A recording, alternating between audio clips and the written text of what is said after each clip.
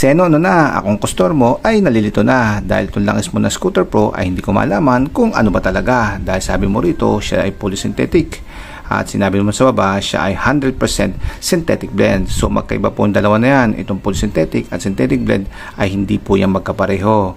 So Seno, ano ba talaga itong Scooter Pro na langis mo? Magandang araw sa inyo mga pare ko, at ito po change oil time po ng ating motor na Yamaha Mio, at last time na ginamit po natin langis dito ay itong Seno Performance Oil Scooter Pro, at makalipas po yung 2,500 km ito na po yung kanyang itsura. So minomonitor po natin yung ating langis doon po sa loob ng ating makina, at napansin po natin na medyo malabnaw na po siya, mababa na po yung viscosity nito at marami na po siyang carbon. So nag-decide na po tayo na palitan na po natin siya, at ito dinray na po natin, at ngayong araw po na to ay re-reviewin po natin itong langis na to na Seno Performance Oil Scooter Pro. Pero syempre SOP po natin, bago po tayo magbigay ng feedback ay alamin muna po natin yung kanyang specification kung pasok po to sa inyong motor, at yung kauna-unahan po dyan ay yung kanyang viscosity. Itong si Seno Scooter Pro ay may viscosity na 10W40. At yung kanyang Jasio, syempre ito ay pang scooter, ito po ay Jaso MB. At yung kanyang API ay API SL. So yung langis po na to ay applicable para sa mga motor na may model 2001 pataas. Kaya kung ang motor nyo ay model 2001 pababa, so hindi po pwede itong langis na to. At yung price ng langis na to ay 200 pesos. So mura na po yun dahil siya naman ay 1 liter na. Yung price ng 200 sa iba ay nasa 800 ml lamang po yon. So pwede na rin po. And lastly, syempre, kung ano pong classification itong langis na to, siya po ba ay polysynthetic, semi-synthetic, or mineral lamang.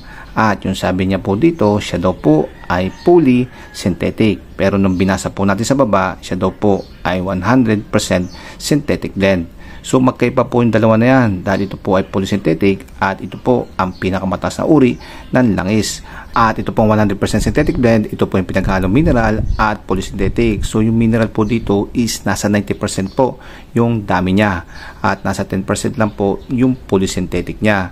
So napakalayo po ng diferensya ng dalawa na to, itong polysynthetic at 100% synthetic blend. So mamaya po malalaman nyo kung ano po na experience natin, at malalaman po natin sa dalawa kung ano po ba talaga itong langis na to, polysynthetic or 100% synthetic blend lamang.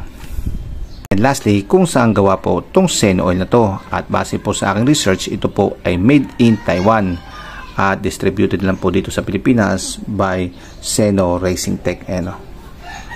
At ito na po yung feedback natin sa kanya at kung ano po na experience natin sa paggamit itong Seno Performance Oil Scooter Pro. So unahin na po natin yung kanyang outcome at kung ano po lumabas sa kanyang langis. So makikita nyo maitim po yung ating langis, at ang ibig sabihin po niyan ay humalo po yung mga carbon sa loob ng ating makina dito sa ating langis, kaya nailabas po natin siya. So ibig sabihin gumagana po yung kanyang additives na detergent, pero nung kinalikot po natin siya at bumula siya, so posible po medyo may pagkukulang po to sa additives na anti-foam. So bakit po pag nakikreate ng foam tong ating langis, dahil yung foam po na yan, hangin po yan at magkakaroon po ng oxidize tong ating langis na siya naman po mabilis na pagka-degrade nito. Unless na lang po na meron po tong antioxidant upang ma-prevent niya yung oxidation, at kahit na po magpo-foam to, meron naman po siyang added na antioxidant, ay hindi naman basta-basta magkakaroon ng degradation tong ating langis. Viscosity check, ito medyo malaki na rin po yung binabaw ng viscosity nito, dahil kung makikita nyo halos parang tubig na po yung kanyang itsura, dahil ito po yung itsura niya, So meron pa po tayong natin dito, ito po yung 200 ml, at ito po yung kanyang viscosity. At talaga namang dumidikit siya mabuti sa ating screwdriver. Ito na po yung ating experience in terms of performance, at dito malalaman na po natin kung ano po ba talaga yung langis na to. Ito po ba ay polysynthetic o 100% synthetic din lamang. In fairness sa pagkalagay po natin ito sa ating makina is naramdaman naman natin na polysynthetic siya, dahil naging smooth po yung takbo nitong ating engine, at kahit na po nagka-accelerate tayo, binibirit po natin, smooth pa rin po siya. At sa 2,500 km na tinakbo niya ay hindi na po masyado nagbago yung maganda niyang performance, at kahit na po to lagi kong binibirit. So indikasyon po yun na posible pong polysynthetic itong langis na to. At yung isa pang binasayan natin sa kanya ay yung kanyang itsura at amoy. Kasi yung synthetic blend kasi is almost 90% dyan ay mineral. So yung mineral, kitang-kita po natin na mag-gold-gold po yung kanyang itsura at yung amoy niya ay matapang. Then ito naman ating xenon, ito po yung kanyang itsura, medyo maputla po siya at almost clear. At yung amoy niya wala po ako naamoy masyado sa kanya. Kung meron man ay hindi po siya amoy mineral. Base nga po dyan, itong Xenon Scooter Pro ay posible po siyang fully synthetic oil.